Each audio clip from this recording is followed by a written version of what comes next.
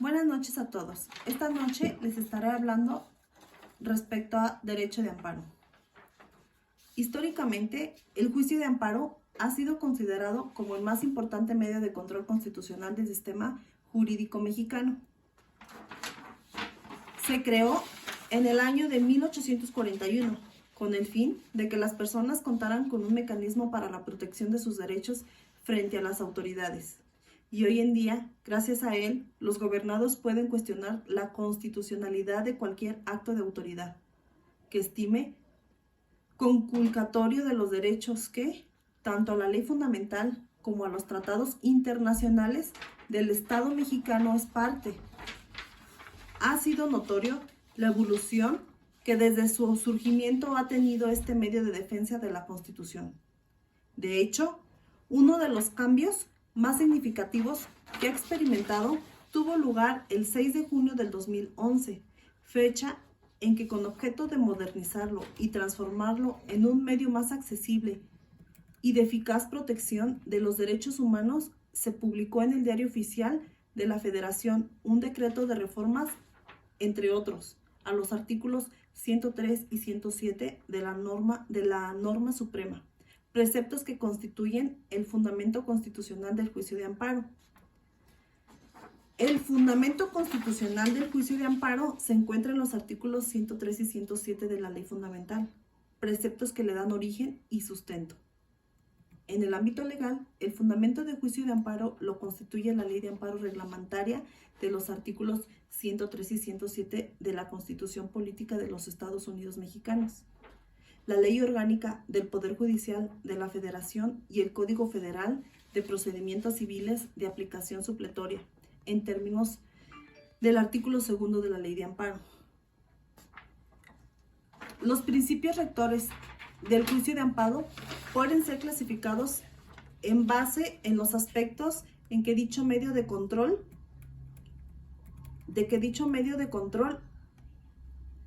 se habla, y se hablan de 3 principios a saber. Como primer punto, los atinentes al ejercicio de su acción. Se trata de los postulados que establecen las pautas a las que debe sujetarse la promoción del juicio a efecto de que éste resulte procedente, y son los siguientes: principio de instancia de parte agraviada, principio de definitividad. Los relativos a la forma en que deben tramitarse y resolverse son los que fijan las reglas básicas que deben atender las autoridades al sustanciar los juicios de amparo de su conocimiento. Dentro de este rubro puede mencionarse el siguiente: principio de prosecución judicial.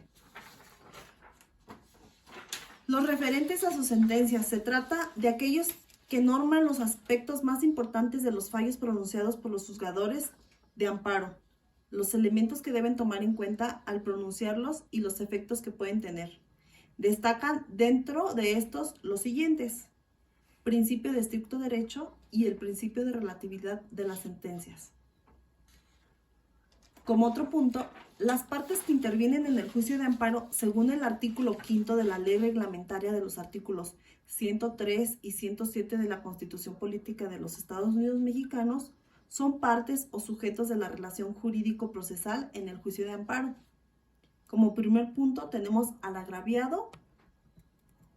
Como segundo punto, la autoridad o autoridades responsables. Como tercer punto, el tercero o terceros perjudicados. Como cuarto punto, el Ministerio Público. Como otro tema, tenemos el juicio de amparo directo e indirecto. Debemos reconocer que se encuentran diferencias.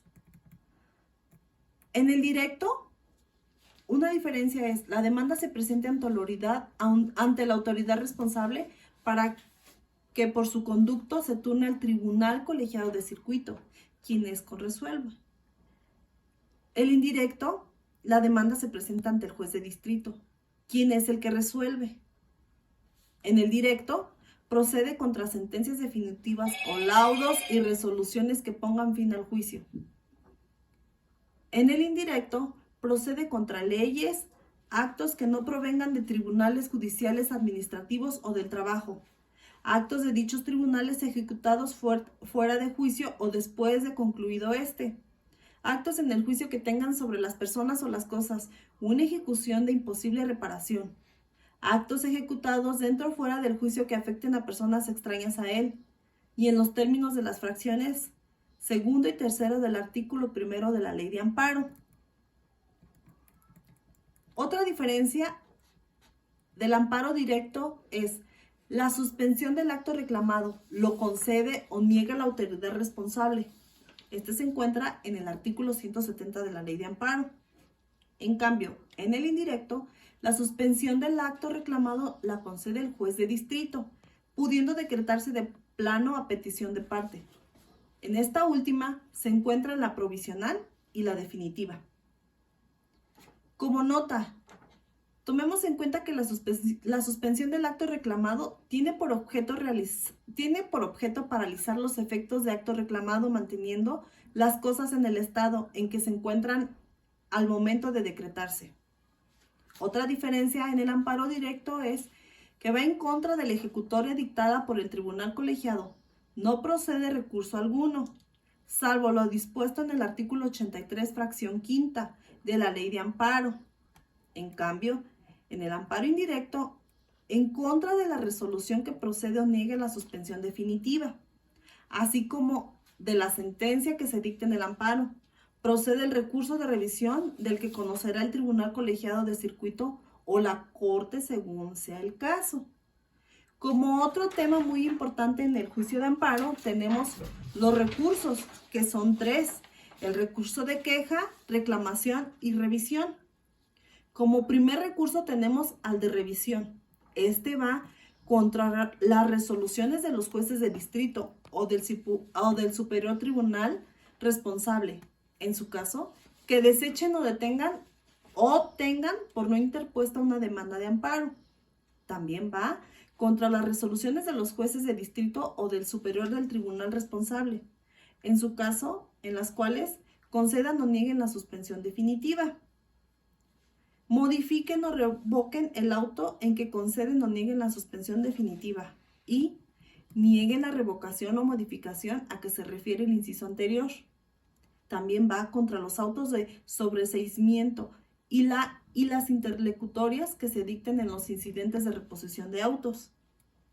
También va contra las sentencias dictadas en la audiencia constitucional por los jueces de distrito o por el superior tribunal responsable en los casos a que se refiere el artículo 37 de esta ley. Al recurrirse tales sentencias, deberán, en su caso, impugnarse los acuerdos pronunciados en la citada audiencia. También va contra las resoluciones que en materia de amparo directo pronuncien los tribunales colegiados de circuito, cuando decidan sobre la constitucionalidad de leyes federales locales, tratados internacionales, reglamentos expedidos por el presidente de la República, de acuerdo con la fracción primera del artículo 89, constitucional y reglamentos de leyes locales expedidos por los gobernadores de los estados, o cuando establezcan la interpretación directa de un precepto de la Constitución. De materia del recurso, se limitará exclusivamente a la decisión de las cuestiones propiamente constitucionales sin poder comprender otras. En todos los casos a que se refiere este artículo, la parte que obtuvo resolución favorable a sus intereses puede adherirse a la revisión interpuesta por el recurrente, dentro del término de 5 días, contados a partir de la fecha en que se le notifique la admisión del recurso, expresando los agravios correspondientes, en este caso, la adhesión al recurso que sigue la suerte procesal a este. En el artículo 95 encontramos el recurso de queja. Este recurso es procedente contra los autos dictados por los jueces de distritos o por el superior del tribunal a quien se impute la violación reclamada, en que se admitan demandas notoriamente improcedentes.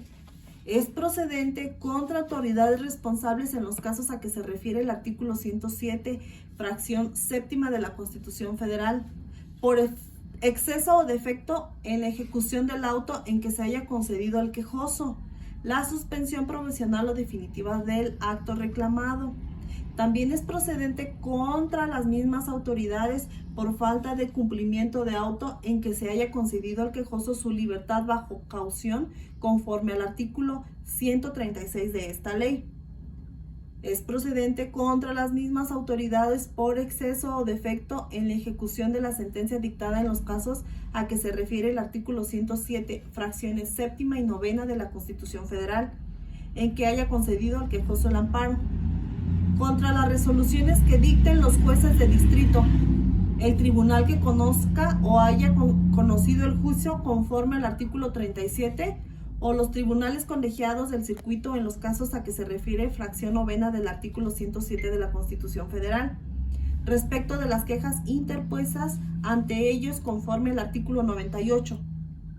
Es procedente contra las resoluciones que dicten los jueces de distrito o el superior del tribunal a quien se impute la violación en los casos a que se refiere el artículo 37 de esta ley, durante la tramitación del juicio de amparo o del incidente de suspensión que no admitan expresamente el recurso de revisión conforme al artículo 83 y que por su naturaleza trascendental, grave, puedan causar daño o perjuicio a alguna de las partes, no reparable en la sentencia definitiva o contra las que se dicten después del fallo del juicio en primera instancia, cuando no sean reparables por las mismas autoridades o por la Suprema Corte de Justicia con arreglo a la ley.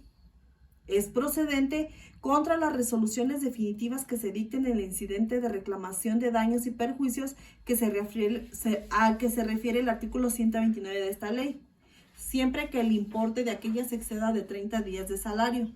Es procedente contra autoridades responsables con relación a los juicios de amparo de la competencia de los tribunales colegiados de circuito. En amparo directo, cuando no provean sobre la suspensión del acto del término legal o conceden o nieguen esta. Cuando rehúsen la admisión de finanzas o contrafinanzas, cuando admitan que no reúnan los requisitos legales o que puedan resultar insuficientes, cuando nieguen al quejoso su libertad de caucionar en el caso que se refieren al artículo 172 de esta ley, o cuando las resoluciones que dicten las autoridades sobre la misma materia causen daños o perjuicios notorios a alguno de los interesados. Es procedente contra actos de las autoridades responsables, en los casos de competencia de los tribunales colegiados de circuito, en amparo directo por exceso o defecto en la ejecución de la sentencia en que se haya concedido el amparo al quejoso. Contra resoluciones que se dicten en el incidente de cumplimiento sustituto de las sentencias de amparo, a que se refiere el artículo 105 de este ordenamiento, así como contra la determinación sobre la caducidad en el procedimiento tendiente al cumplimiento de las sentencias de amparo, al que se refiere el segundo párrafo del artículo 113, y contra resoluciones de un juez de distrito o del superior del tribunal responsable, en caso en que se concedan o nieguen la suspensión provisional. Y por último, tenemos el recurso de reclamación que se encuentra en el artículo 103. Este es procedente contra los acuerdos de trámite dictados por el presidente de la Suprema Corte de Justicia o los presidentes de sus salas o de los tribunales colegiados de circuito. Dicho recurso se podrá interponer por cualquiera de las partes por escrito en el que se expresen agravios dentro del término de 3 días siguientes en el que surte a sus efectos la notificación de la resolución impugnada. El órgano jurisdiccional que deba conocer el título del asunto resolverá del plano este recurso dentro de los 15 días siguientes a la interposición del mismo. Si se estima que el recurso fue interpuesto sin motivo, se impondrá al recurrente o a su representante, o a su abogado, o a ambos, una multa de 10 a 120 días de salario. Este es todo mi tema sobre el juicio de amparo. Para mí ha sido muy importante esta materia, ya que es parte muy importante conocer que hay un juicio que nos respalda y nos protege sobre nuestros derechos humanos. Y estoy muy agradecida porque así se puede llevar a cabo. También quiero tomar en cuenta que descargué este libro para toda esta información de la Suprema Corte de Justicia. Descargué este libro donde nos hablan de los principios fundamentales del juicio de amparo. Espero que les haya quedado claro. Muchas gracias.